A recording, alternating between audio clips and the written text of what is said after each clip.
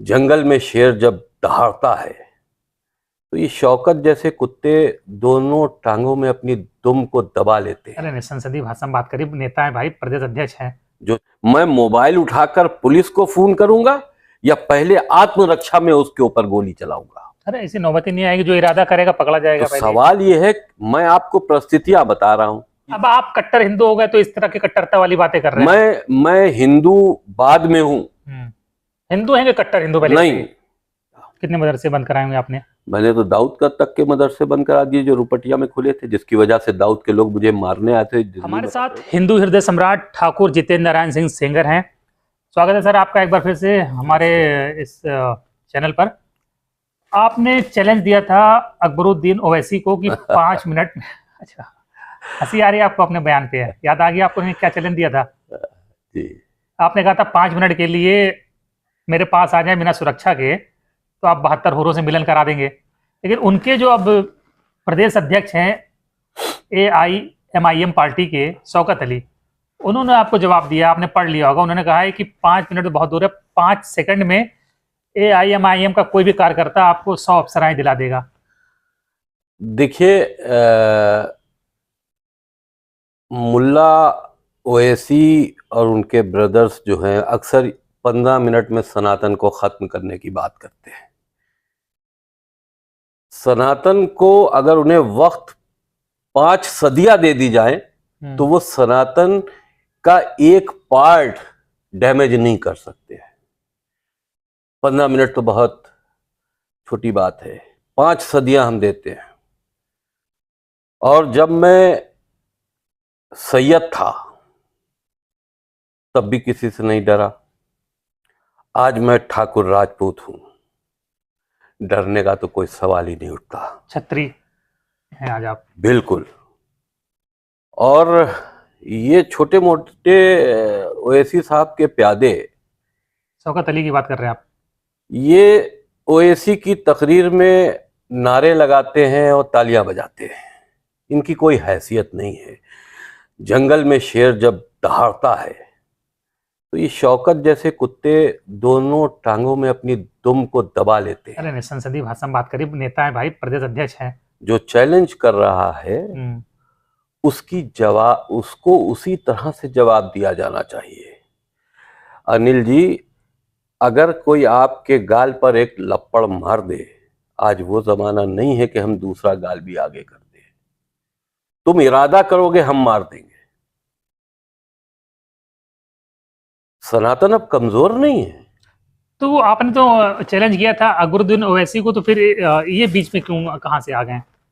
देखिए, दोनों जो भैये हैं ओवैसी बंधु, दो, एक तो मुल्ला है मुस्लिम पर्सनल लॉ बोर्ड का, इनकी कोई हैसियत नहीं है। ये मुसलमान उन मुसलमानों के लीडर हैं जो जिहादी मुसलमान हैं हिंदुस्तान में। अरे भाई, सांसद हैं, पार्टी चलाते, विधायक हैं। जाहिर सी बात है कि जिहादी मुसलमानों की एक बहुत बड़ी संख्या है, इसीलिए तो वो सांसद हैं।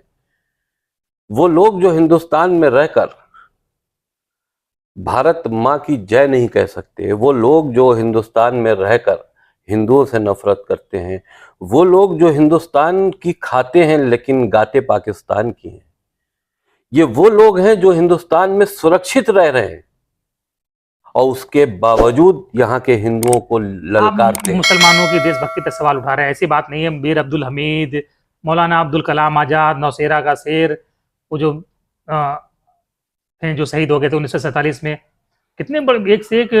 आपके ये मलियाबाद का एक फौजी था जो कारगिल की लड़ाई में मारा गया था। देखिए, मैं तमाम मुसलमानों पे कभी सवाल नहीं करता। मैं उन मुसलमानों पर सवाल जरूर करता हूं जो जिनके लिए संविधान बाद में है, पहले उनका मजहब है। और मजहब में भी वो मुसलमान जो हिंदुस्तान में रहकर हिंदुओं को काफिर मानता है, मैं उनकी कट्टरपंथी विचारधारा का विरोध करता हूं।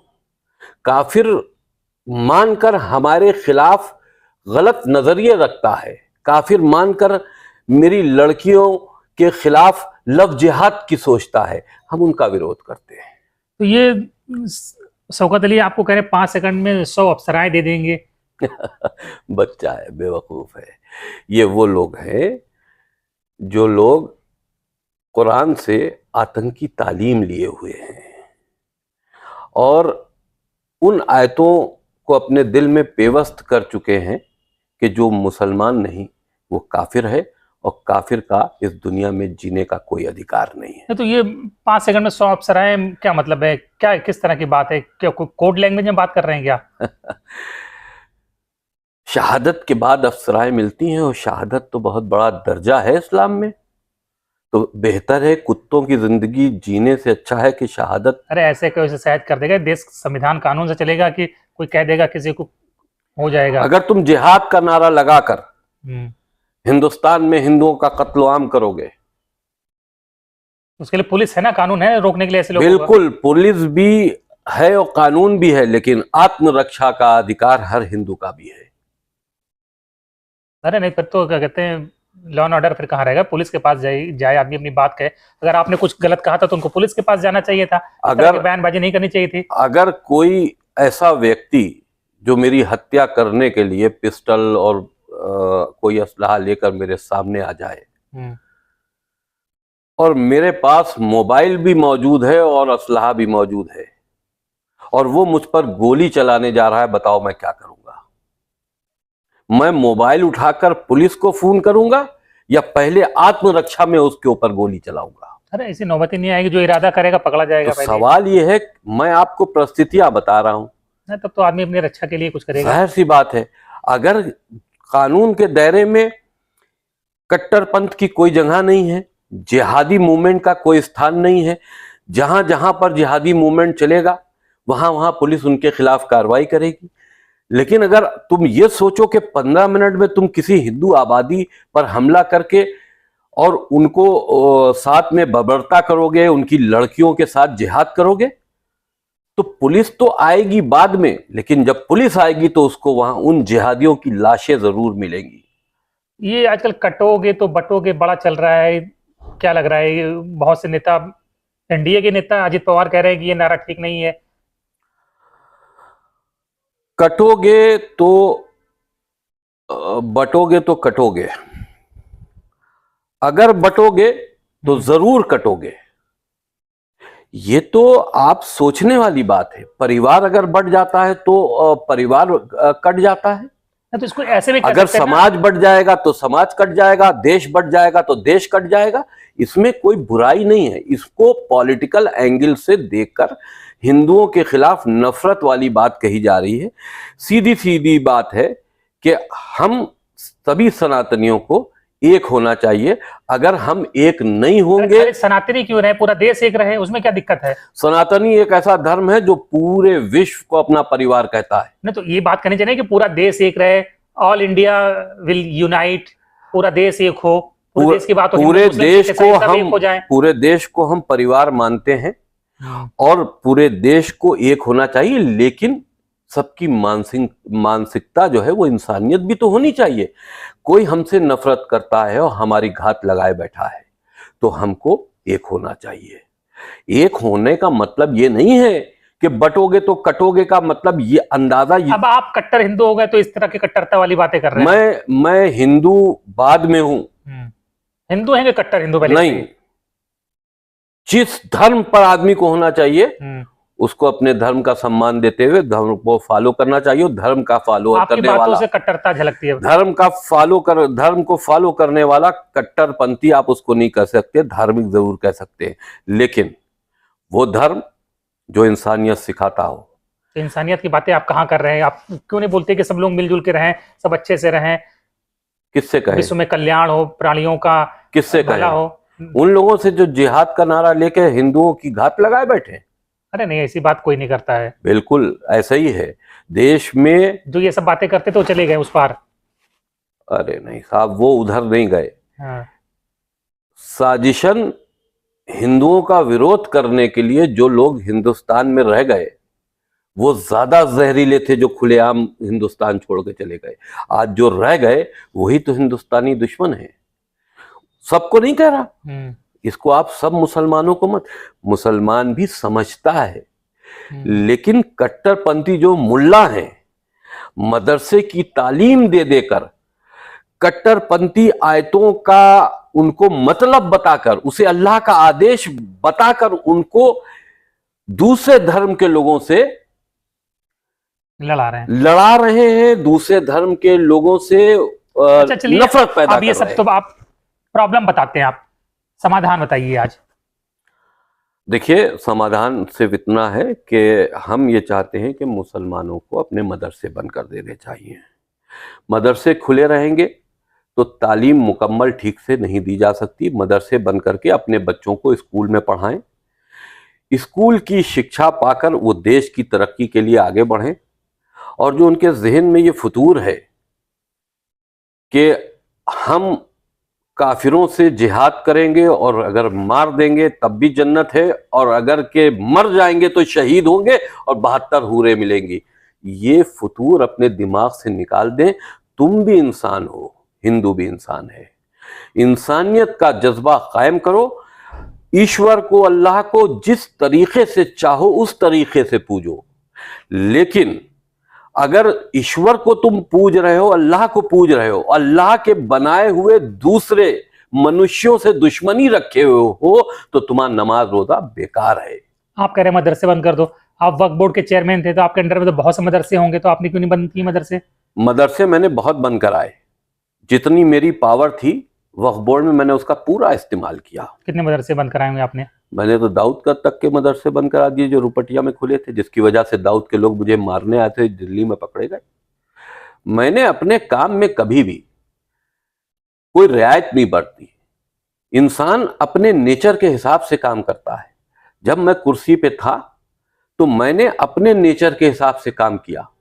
हमने मुल्लाओं को वक्फ से दूर कर दिया। आज का वक्फ बोर्ड सब मुल्लाओं को एंट्री दे रहा है वक्फ के अंदर। सबसे बड़े माफिया तो शिया सुन्नी वक्फ में उनके मुल्ला हैं, जो वक्फ संपत्ति पर कब्जा किए हुए हैं जैसे उनके बाप की प्रॉपर्टी हो। मैंने सबको किनारे कर दिया था, आम लोगों को बनाना शुरू कर दिया था। पिछले 5-7 सालों में हमारे वक्फ से सारे मुल्ला गायब हो चुके थे। लेकिन आज की तारीख में जो वक्फ बोर्ड है उसने फिर सारे मुल्लाओं को अंदर एंट्री दे दी। मुल्लाओं से देखिए मुसलमानों को बचना होगा। मुल्ला कट्टरपंथ सिखाता है, मुल्लाओं से बचना होगा। चलिए, अच्छा कुछ पॉलिटिकल सवाल आपसे ले लेते हैं, एक दो। झारखंड महाराष्ट्र में चुनाव हो रहे हैं, आपकी नजर तो होगी जी। कौन लग रहा है, कौन झारखंड महाराष्ट्र कौन जीतेगा? भारतीय जनता पार्टी जीतेगी। भारतीय जनता पार्टी जीतेगी। महाराष्ट्र भी भारतीय जनता पार्टी जीतेगी। ये तो बायस्ड हो गया आप बोल रहे हैं। बिल्कुल नहीं, हम तो बंबई में बहुत दिन अभी रहे अपनी फिल्म को लेकर। टक्कर जरूर है, लेकिन देखिए हम आपको बता दें कि मुसलमान वोट देश की तरक्की के लिए नहीं डालता, मुसलमान वोट सरकार के लिए नहीं डालता, मुसलमान वोट अपने कारोबार के लिए नहीं डालता, मुसलमान वोट सरकारी नौकरी पाने के लिए नहीं डालता। मुसलमान वोट के जरिए जिहाद करता है भारतीय जनता पार्टी से, ये फैक्ट है। वोट जिहाद, वोट जिहाद। भारतीय जनता पार्टी को मुसलमान ये मानता है कि ये हिंदू की पार्टी, जबकि सरकार है, हिंदू मुसलमान सरकार के लिए सब बराबर तो कोई होते हैं। कहीं भी दे सकता है, उसमें आपके हिसाब से थोड़ी देगा आप। वोट देते वक्त भारतीय जनता पार्टी के चुनाव निशान को देखकर भाजपा के नेता बयान करते हैं मुसलमानों के खिलाफ, तो कैसे देंगे फिर वो वोट? अरे भाई, भाजपा के नेता बयान करते हैं, आप जैसी हरकतें करोगे कोई ना कोई तो बोलेगा। अब वो तो नहीं बोलते जो जिनको तो मुसलमानों का वोट चाहिए। अब मुसलमान भी यही बात कहेंगे हमारे खिलाफ बोलते हैं इसलिए हम वोट नहीं देते। अरे ये क्या बात हुई? अरे यादव जी, जो लोग मुसलमानों का एक कदम वो बढ़ाएं, एक कदम वो बढ़ाएं, जो लोग मुसलमानों की राजनीति करते हैं वो मुसलमानों की किसी भी एक्टिविटीज के खिलाफ नहीं बोल सकते, तो वो कैसे बोलेंगे? और भारतीय जनता पार्टी को मान लिया गया है कि यह हिंदुओं की पार्टी है। मुसलमान इसलिए भारतीय जनता पार्टी को वोट नहीं देता क्योंकि वो वोट जिहाद करता है। उसका मकसद यह है कि हम इस सरकार को हटाएं, अपनी उस पार्टी को बिठा लें जिसको हमने अपने वोटों से हुकूमत तक पहुंचाया है। चलिए, आपने बंबई और महाराष्ट्र झारखंड बता दिया, यूपी में 9 सीटों पर चुनाव हो रहा है, उपचुनाव हो रहा है, यूपी में कौन जीतेगा? पूरी भाजपा जीतेगी। और नहीं जीती तो? मेरी उम्मीद है, वोट देने वाली जनता है, लेकिन मैं ये समझता हूं कि अब वोटर बहुत समझदार हो गया है। अब आप सवर्ण हिंदू हो गए हैं तो इसलिए भाजपा की बात करते हैं। यही तो आप लोगों के साथ दिक्कत है। भाजपा एक ऐसी पार्टी आजादी के बाद सत्ता में आई है जो असलियत में, आप विरोध छोड़ दीजिए, आप सोचिए कि भारतीय जनता पार्टी की हुकूमतों ने विकास कितना किया, देश के बाहर क्या किया। बाकी नहीं किए, नेहरू जी, इंदिरा जी, राजीव जी नहीं किए हैं। बेचा है, देश को बेचा है यार। क्यों आप छुपाते हो, क्यों खाक डालते हो? अरे यूनिवर्सिटीज, IIM, IIT, ITI, ना ना ना, बांध, डैम, सड़क, एयरपोर्ट सब नेहरू, इंदिरा और राजीव ने बनाए। ना भाई, ये कहने की बातें हैं। अब रहेंगे तो कुछ ना कुछ तो करेंगे ही, ऐसा नहीं कुछ नहीं करते हैं। जो रहेगा हुकूमत में कुछ ना कुछ करेगा, लेकिन एक प्लान करके देश के हित में मोदी जी काम ने क्या करना। बनाया आज हमें बताइए। मोदी जी जैसा संत, हाँ, हम उसको संत मानते हैं। मोदी एक संत हैं, और मोदी जैसा प्रधानमंत्री न अब तक आया है, न आने वाली सदियों में क्यों संत है? भारत को ऐसा मिल पाएगा। क्या काम किया कि आपको संत लग रहा है? काम बताइए। सिर्फ इस देश की तरक्की के लिए जो काम कर रहा है वो एक संत है। देखिए, कुछ काम बताइए, 2-4 काम बताइए, उन्हें क्या आपको पसंद है? भाषणबाजी खाली खाली काम चलेगा? खाली भाषण ही तो नहीं हुए। आप देखो, मोदी जी की सरकार में रोडों का एक जाल बैठ गया। आप लखनऊ से थोड़ी दूर निकल जाओ तो आप लखनऊ, दिल्ली से लखनऊ तक एक्सप्रेस पे बनवा दिया। एक ही ना यार, हम पूरे देश की बात कर रहे हैं, आप क्यों प्रदेश के ऊपर रुके हुए हैं? आप मोदी जी की बात करते हो, फिर उत्तर प्रदेश की बात करते हैं। पूरे देश में रोड का जाल बिछा दिया। रोड का जाल बिछा, ठीक है। नई नई ट्रेनें आई, ये देश के विकास की बात कर रहे हैं। वंदे भारत और ट्रेन देख रहे कैसे छठ पूजा में कैसे लोग घर पहुंचे हैं, दिवाली में घर। देखिए, यात्रा की है। वो भीड़ ज्यादा हर त्योहारों पे होती है। जब ये नहीं थी, एक्स्ट्रा ट्रेन चलानी चाहिए सरकार को। जितनी ट्रेनें थी सब चल रही थी। 2 दिन में नई ट्रेन नहीं बनाई जा सकती, लेकिन ट्रेनों में विस्तार तो हुए ही ना। ट्रेनों में विस्तार बंद हो गई कितनी ट्रेनें कोरोना के बाद, पता है आपको? कितनी पैसेंजर ट्रेनें बंद हो गई हैं। वंदे भारत चलाई जा रही, महंगी महंगी ट्रेनें। देखिए, वंदे भारत में आप यात्रा कर लोगे ना, आम आदमी थोड़ी कर पाएगा। कोई महंगा टिकट नहीं है, गरीब रथ भी चले हैं, बहुत सी ट्रेनें चली हैं। अब आप अगर अपने आंख पर एक नफरत का चश्मा लगा ले तो कुछ नहीं दिख सकता। कोई भी व्यक्ति अगर मोदी जी के काम उसको दिख नहीं रहे हैं तो हम ये समझते हैं वो अंधा है। वो अंधों से बहस नहीं की जा सकती। लोग ये भी कह सकते हैं आप उनकी मोहब्बत में अंधे हो गए हैं। हम मोहब्बत में अंधे? अगर आप मुझे ऐसे संत की मोहब्बत में अंधा मान रहे हैं तो मेरे लिए गर्व की बात है। तो फिर अंध भक्त हो गए ना फिर तो। ना, भक्ति का कोई मतलब ही नहीं है। भक्ति देख के करनी चाहिए ना, आंख खोल के। देख का आंख कान सब खोल के। अंधभक्त नहीं होना चाहिए ना।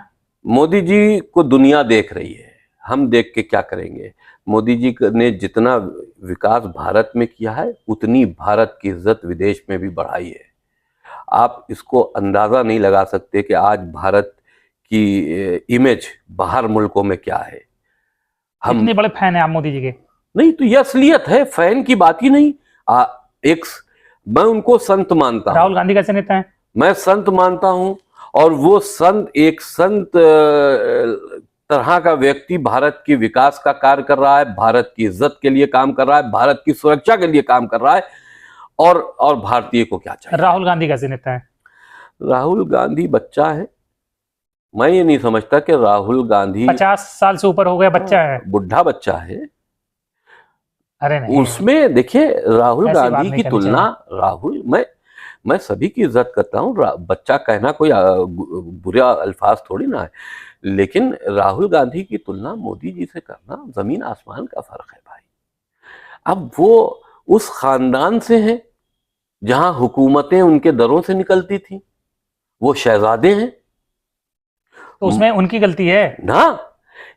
भारत में उनका आजादी के बाद से वो एक परिवार जिसने गांधी से कोई रिश्ता न रखते हुए भी गांधी की चौपड़ में अपना नाम आगे गांधी लगा दिया। गांधी से क्या मतलब है परिवार का? उनके जो दादा थे, फिरोज गांधी थे ना, वो नहीं, तो दादा का नाम नहीं आएगा? फिरोज गांधी नाम नहीं था, गांधी लगाया गया था। ठीक है, वो गांधी जी ने उनको गोद लिया था। गांधी, बहरहाल वो गांधी लगाए या गोडसे लगाए या कुछ लगाए, हमें से कोई मतलब नहीं है, लेकिन अच्छा, गोडसे का नाम ले लिया, बताइए नाथूराम गोडसे कैसे व्यक्ति थे? इस टॉपिक पे हम बाद में बात करेंगे। गांधी जी और गोडसे की अगर बात की जाए तो ये एक बहुत बड़ा विषय है। आप किस साइड हो, गांधी की तरफ कि गोडसे की तरफ? मैं अभी इस डिबेट में आपको कोई जवाब नहीं देना चाहता। अभी विचार करेंगे इस पे।